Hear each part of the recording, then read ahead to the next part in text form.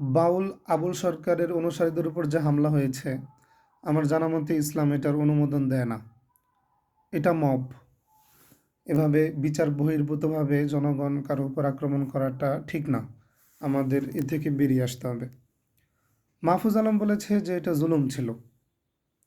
এটা জুলুমও ছিল না, কারণ তারা মায়ের খাওয়ার যোগ্য তো ছিল। হ্যাঁ, সে মাইকটা জনগণের হাতে খাওয়া ঠিক হয়নি, কিন্তু সরকারের এই মাইকটা দেওয়া দরকার ছিল। সরকার বাউলদের বিষয়ে ঠিকমতো পদক্ষেপ নেয় না এবং এই ধরনের সুযোগ দেয়।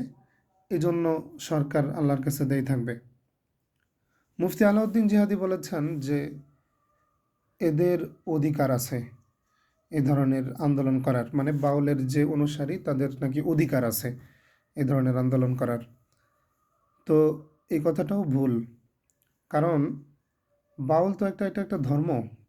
এটা কাদিয়ানীদেরকে যেমন কাফের ঘোষণা করা উচিত, বাউলদেরও কাফের ঘোষণা করা উচিত। বাউল ধর্ম যেটা, সেটা সম্পূর্ণ ইসলাম ধর্ম থেকে আলাদা। তারা মুর্শিদকেই অনেক সময় খোদা মানে। এদেরকে আমি যতটুকু বুঝি মুলহিদ বলে। আর মুলহিদের হুকুম হচ্ছে মুরতাদের হুকুমের মতো। 3 দিনের মধ্যে না বুঝলে তাদেরকে হত্যা করতে হয়, অর্থাৎ সরকার তাদেরকে মৃত্যুদণ্ড দিয়ে দিবে। তো এই যে কুফরি আকিদা, এই কুফরি আকিদা প্রকাশ করা, আল্লাহর শানে হাবিজাবি বলা, আবার এটাকে যারা সাপোর্ট করতেছে তারাও কিন্তু মুলহিদ, তারাও কিন্তু কাফের। তো এই ইলহাদি আকিদাকে, কুফরি আকিদাকে যে আহ, সমর্থন করলো তারা, এটাও একটা কুফরি। তো এই কুফরি মতবাদকে সমর্থন করার অধিকার আছে, এটা মুফতি আলাউদ্দিন জিহাদি কীভাবে বলতে পারেন?